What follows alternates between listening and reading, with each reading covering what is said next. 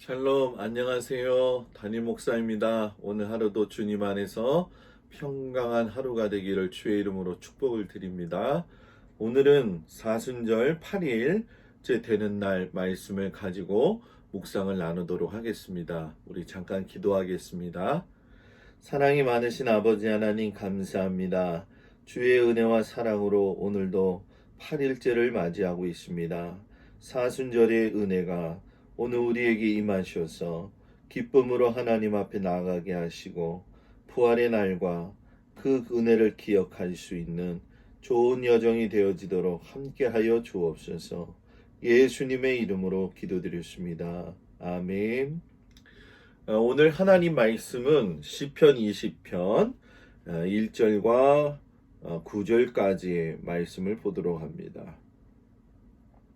제가 읽어드릴게요. 시편 20편 1절에서 9절 말씀. 환난 날에 여호와께서 내게 응답하시고 야곱의 하나님의 이름이 너를 높이 드시며 성소에서 너를 도와주시고 시온에서 너를 붙드시며 내 모든 소재를 기억하시며 내 번제를 받아주시기를 원하노라. 내 마음의 소원대로 허락하시고 내 모든 계획을 이루어 주시기를 원하노라.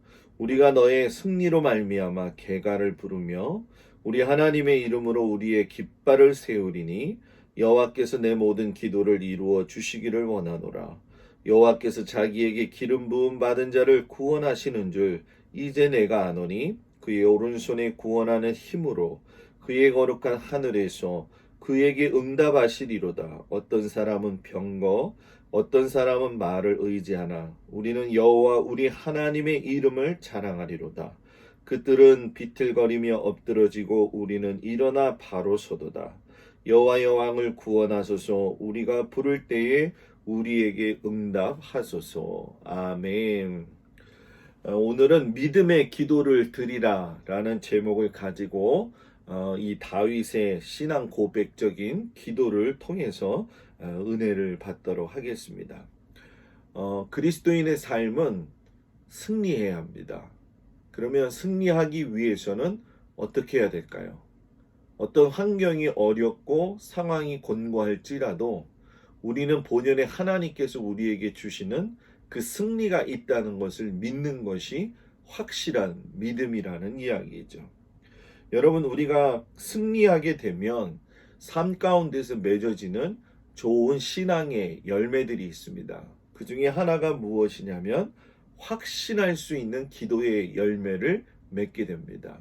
우리가 승리하지 못하게 된다고 한다면 불확실한 것에 대해서 미래에 대해서 너무나도 걱정을 많이 하죠. 그러나 어려운 상황이라도 승리하심을 주신다는 걸 믿고 기도할 적에는 기도를 하면 할수록 확신에 찬 은혜를 경험하게 됩니다. 그리고 두 번째, 응답의 열매에 대한 열매를 맺게 됩니다.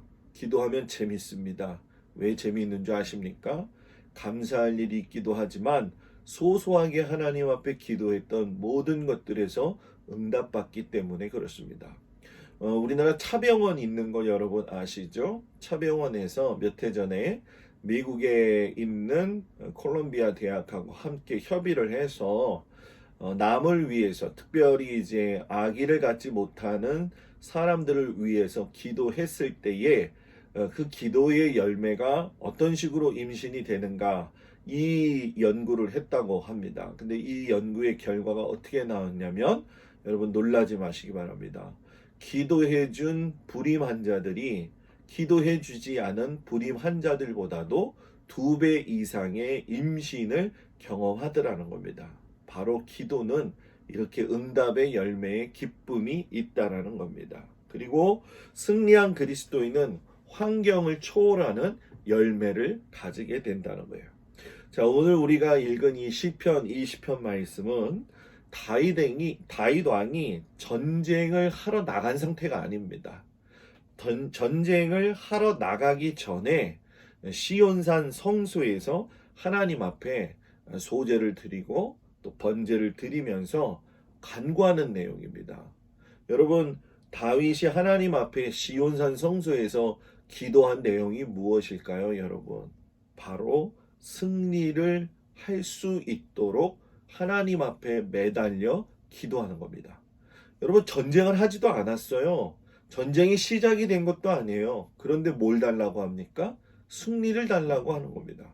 승리를 달라고 한다는 얘기는 하나님께서 승리케 하신다는 믿음이 있기 때문에 승리를 달라고 할 수 있다라는 얘기죠. 다윗은 여러분 벌써 이미 자신이 기도하면서 하나님께서 이 기도에 대하여 응답하신다라고 하는 믿음의 확신에 찬 기도를 했다는 사실이죠.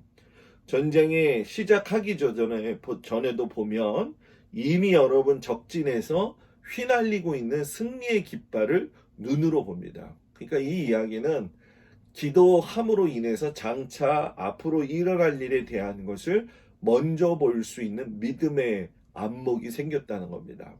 우리는 현실의 안목을 붙들기 때문에 믿음의 안목을 보지 못하는 겁니다. 현실에 집중하기 때문에 미래에 일어날 하나님의 일에 집중하지 못한다는 겁니다. 그래서 염려를 내려놓아야 된다는 거죠. 어떤 사람은 그럽니다. 염려를 어떻게 내려놓습니까?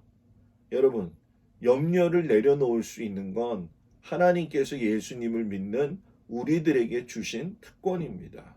이 특권을 잘 이용하지 못하고 세상의 방법으로 문제를 해결해 가려고 한다면 오히려 지치고 더 낙심하게 되고 더 힘들게 됩니다. 그러나 믿음의 사람은 승리의 확신을 가지고 믿음의 기도를 드려야 합니다.